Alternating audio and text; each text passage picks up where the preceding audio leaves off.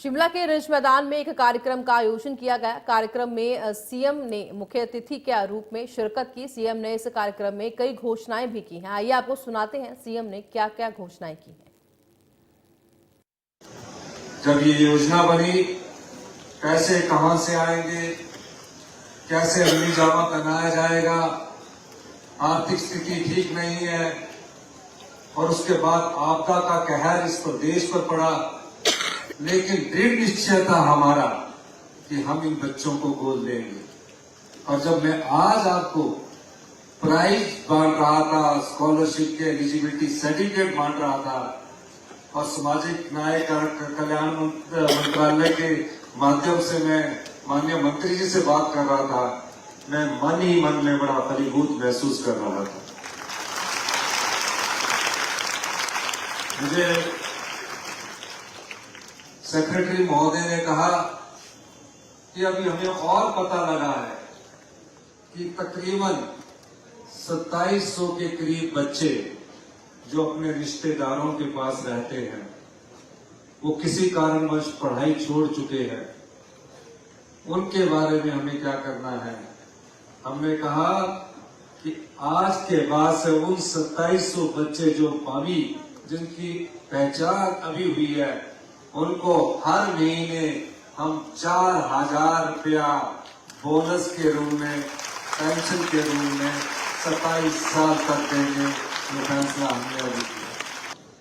कहीं बच्चों का शोषण ना हो, इस दृष्टि से जब इस योजना को अमली जामा पहनाया गया तो हमने फैसला किया, जो भी पैदा होने वाला बच्चा है, अगर पैदा होते ही किसी कारणवश दुर्घटनावश उनके माता पिता उनको छोड़कर चले जाते हैं, ये सरकार उसका ख्याल रखे।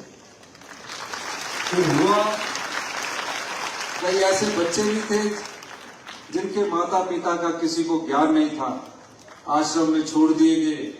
उन बच्चों को पालेगा कैसे? एक बच्चा को पालना बहुत मुश्किल काम होता है। हमने उसके लिए भी व्यक्तिगत तौर से जो छोटा बच्चा था, उसके लिए एक नर्स का प्रावधान किया कि जब तक वो मदर फीड लेता है तब तक वो बड़ा नहीं होता, उसे एक नर्स के द्वारा पाला जाए। फिर जब वो बड़ा होगा तो 3 बच्चों के लिए एक मैट्रिन रखी जाएगी। इस ढंग से हम इस योजना को अमली जामा पहना रहे। अब बच्चा +2 के बाद जाएगा कहां? +2 के बाद किस दिशा में जाएगा? वो +2 के बाद तो अनाथ आश्रम के बाद कहां जाएगा? कोई योजना नहीं थी।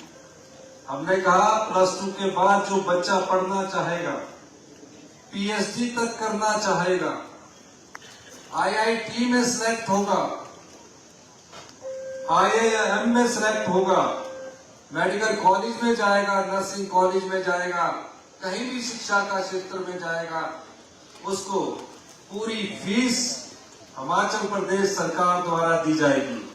महिलाओं से संबंधित हम कई अच्छी योजनाएं आने वाले समय में ला रहे हैं, क्योंकि अभी हमारी स्थिति ऐसी है कि हम आपदा से अभी उभरे हैं और आपदा के बाद हमने आपदा का भी जो चुनौती थी, उस चुनौती का डट कर मुकाबला किया और आपदा की लड़ाई भी हमने लड़ाई की तरह न लड़कर हमारी सरकार ने युद्ध की तरह लड़ी है। और आज आपदा से जब हम उभरे हैं, आपदा में प्रभावित परिवार जो 16,000 परिवार है, जिसमें 3,500 घर पूरी तरह नष्ट हो चुके हैं, 13,000 घर पार्शली डैमेज हो चुके हैं, तकरीबन 12,000 करोड़ रुपए का हिमाचल को नुकसान हो चुका है। हमने कहा हम अपने संसाधनों में कटौती करके उन आपदा प्रभावित परिवारों को बसाने का दायित्व भी हमारी सरकार का, और हमने 4500 करोड़ रुपए का पैकेज उन आपदा प्रभावित परिवारों के लिए